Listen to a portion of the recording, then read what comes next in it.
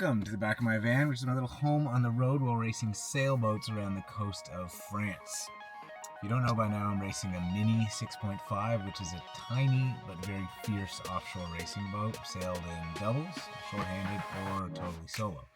The first race I'm entering is coming up in a few days. I'm a mix of excited and extremely anxious. I've been preparing for this for a few weeks, not a lot of time compared to everyone else in the race. Just coming to terms with how small this boat is. 6.5 meters, 21 point something freedom units, just under 4 fathoms, if that's your thing. It's tiny, and I'm supposed to train to sail this across the Atlantic Ocean. This is it. This is the entire boat. This is as far away as I can get. Oh my gosh. You can see the water shimmering through this boat. This is looking towards the back of the boat. You know, port side and starboard side. We've got room for sails, safety equipment, whatever we need. Kind of looking underneath the cockpit here. Towards the back, we've got 2 lithium-ion batteries which power the autopilot system on here, the wind instruments, GPS. Life raft right there. Hopefully we'll never need to use that. If you ever do, you just open that hatch, throw it out the back, and say a little prayer. Got emergency beacons, fire extinguishers, radios. Currently a dehumidifier running in here because it's a very moist place, and we want to keep everything dry and nice. But this is all you get. You know, it would suck to be a guy with a bad back who blew it out playing rugby a bunch of times in a boat where you can't stand up straight. There seems to be a manual that goes along with this constrictor, but it's all in French. It's kind of how everything works here. It's all in French, so a lot of fuck around and find out. Mais oui! I have been fighting with this Matsutech HP528A GPS 4 days. You see, the mini class, as a rule, you're not allowed to have any kind of GPS or system on board that allows you to do real chart plotting. So you have paper charts and you have this simple GPS that can just hold waypoints. But you can kind of hack the system if you can map out the coastlines, the rocks, everything with points and then upload them. So I've just put together about 2,000 points marking out the coastline, cardinal markers, lighthouses, key buoys, all this stuff. And the Matsutech can take, I think, like 8 different colors and 8 different shapes, and a combination of the two, so you can kind of create a symbology that is obvious. Obviously it's not as perfect as a chart, but it's something that's like super helpful. I've been fighting with this 4 days, trying to get the specific lines of code in this NMEA format that you upload through a serial port to the Matsutech, and it is one of the most frustrating things I have ever tried to do. And I'm realizing a lot of this raceboat campaign is like this. And you're fighting for small wins, and if you can stack up enough small wins on things, you might do okay and cross the finish line. But this is kind of the moment, and I'm a little nervous, so I'm trying to upload this to see if this is actually going to work. So, bear with me. Come on, give me a kiss. Yeah, good girl. Yes. Load complete. Load complete. Load complete. Okay. Please work, please work, please work. We did a thing! We did a thing! We've done it, old chap. We've done it. We've done a thing. Oh, you have no idea how good that feels. It's as simple as this. Little dots that represent the coastline. Ladder safety is one of the most important things out here, getting on and off boats.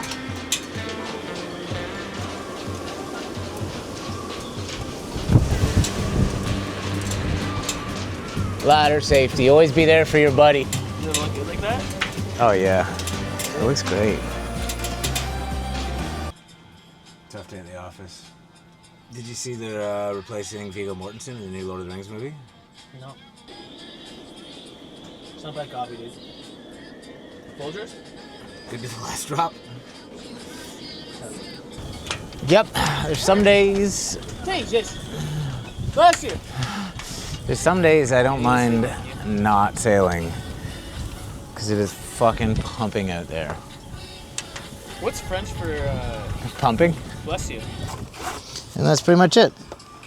We got a multi-blend cover on this. It's got Dyneema woven into it, and we've got a Dyneema core on it. So it's something that's not going to stretch and feels nice on our hands. But we're going to have to finish this off by whipping it, which is basically just taking some thread, passing it through and through and through, so the core and the cover don't separate. We don't have any of that on us, so we're going to milk the core. Keep it PG. And we're gonna tie a double overhand knot here. Some people use 8 knots at the end of their sheets, but those can shake loose. And look how fucking... That's pretty nut. Yeah, now you look like a pro. I mean, that looks pretty janky, but ignore that, and... Bang, how's the training going? Amazing. Oh, there goes the spinnaker. Oh no! Oh, she's back. Here's a short introduction to being inside a race boat at 6 a.m. I can't tell if I've slept because I lay down in 20-minute intervals and then something really noisy, like my alarm wakes me up, and I just never know if I've actually slept. Man, this is tough. This is tough. Let's take a look outside. See if we can hit anything. So this is the face after 24 hours of sailing a mini. Boko bang upwind, Boko zoom downwind. Need coffee, beer, sleep, shower? 24 hours later, how you feel? Tired. Any happiness? Yeah, I mean happiness 100%.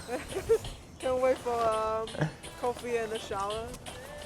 Welcome to the back of my van, which is my little home on the road while racing sailboats around the coast of France. I'm racing a Mini 6.5, which is a tiny but very fierce offshore racing boat, sailed in doubles, shorthanded, or totally solo.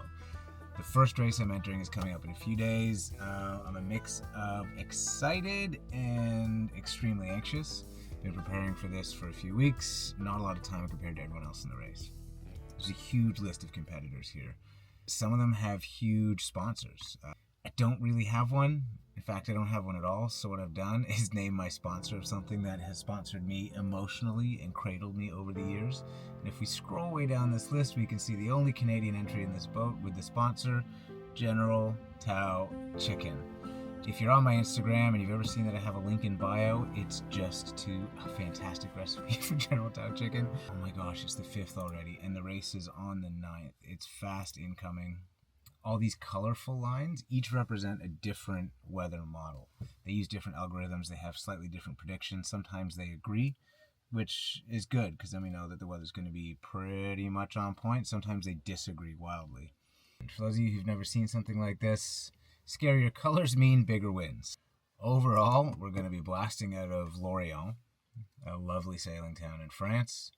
Going to go up the coast here, through some rocky territory, around a northern mark, and then come all the way back down here, down to southern Brittany, and then head back up, and circle around an island here to end it, and bam, back into Lorient.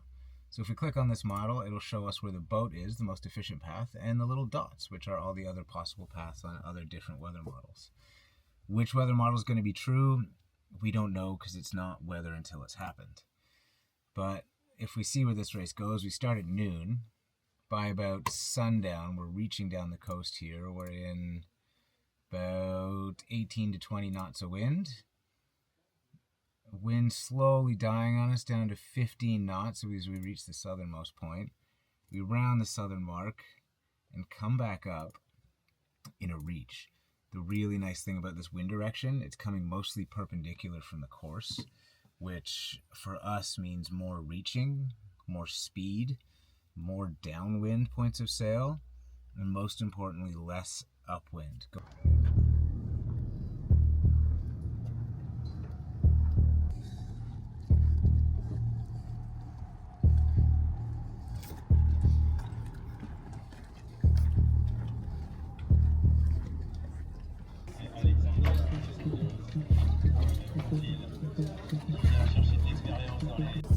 Ready for race number 1? It's already. Race number 1, just about to go. Light wind start. Lots of big energy out here.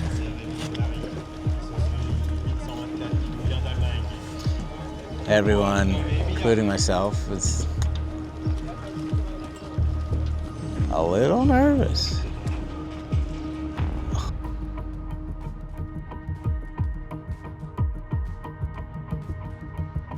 We just started the race. We had an okay start. We're kind of mid-fleet. We're headed to the tip of Gua here and hoping a wind shift will give us a lift so we don't have to tack again. But truth be told, I have no idea what kite or code 0 to fly downwind. So we are watching very closely what everyone else is doing. Unfortunately, I can't see shit. Got like 60 boats around us. Some fishing boats coming through. Yeah, and catching some sun, keeping an eye on the port side. All right, vibes are good. Our first downwind leg. Kind of like in the back third of the fleet, but we're not at the end, which is the important bit. This is pretty crazy. There's like 70 boats flying kites.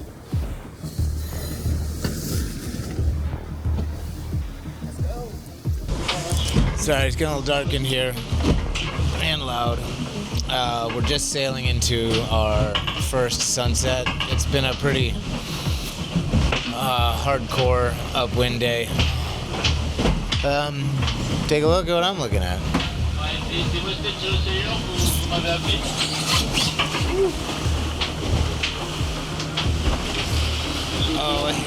I guess leading the back third of the pack. Winds have increased from like 10 to 25 knots, so it's a bit rough. We've got one reef in the main. Next step is we could reef the jib, but we're hoping the predicted right wind shift comes through and we can bear away and ride this out. We're being hunted by a group of boats right now. That's the one thing really keeping us motivated. Every time we see them come a little closer, we trim and trim and trim and try to get ahead of them.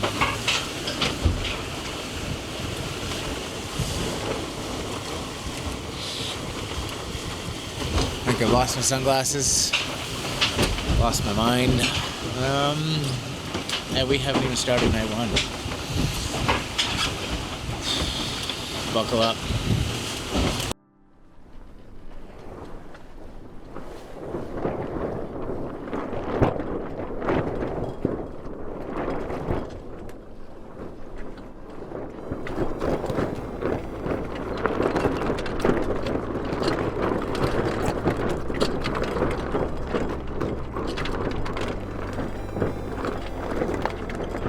Well, here we just finished our painful, like 40-mile upwind leg. We just turned downwind.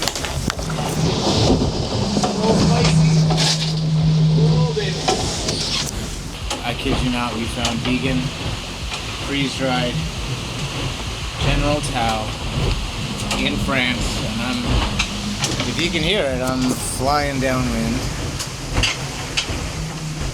In this mess of a boat with a spinnaker I still have to pack. Night is young, about 10, and we'll be flying on this tack till 5 or 6 a.m. We had a slow start, now we're going hunting. Trying to catch some people by going faster than them. Woohoo! A breakfast on the go. Little granola, sunrise. We made it through the night. It was pretty spicy reaching. Like a really dark, eerie night, going behind islands, hitting surfs of like 14, 15 knots. When you have no depth perception, it's crazy. And we weren't even the fast ones out there. People were blowing by us with spinnakers up in the middle of the night doing like 18 knots. Absolutely insane.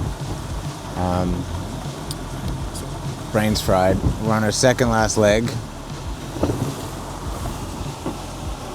We got a spinnaker up. We're trying to play catch up, but we're also getting chased by a few boats just back here.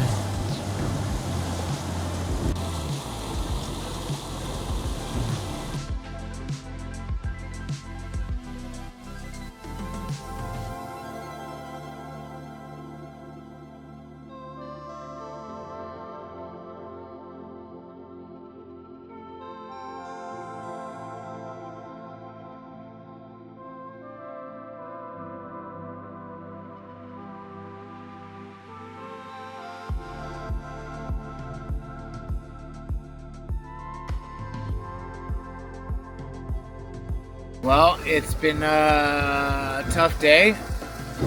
Dropped the spinnaker in the water once. Sent the spinnaker pole around the bow once. And then we lost all our wind instruments. They stopped working. I'm just hoping that we can cross the finish line and get back to the dock before sunset. Almost there, Yang. Fish and chips, let's go. Look at this. Sailing towards the finish line. 2.5 miles away. With a kite up. Just had my emergency Red Bull. It's kicking in. Let's go. Here we go. Wait, Chen, how do you feel? You're gonna be the first person from Taiwan to cross the finish line in a French racing circuit. I'm so proud. Amazing work. We're not there yet though, we could hit a rock. Look at this. Look at this. If you stayed on the couch, you wouldn't get this from here.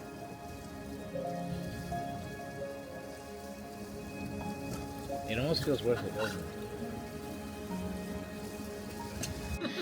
Because these two legends flew here and brought General Tao Chicken for the end of the race.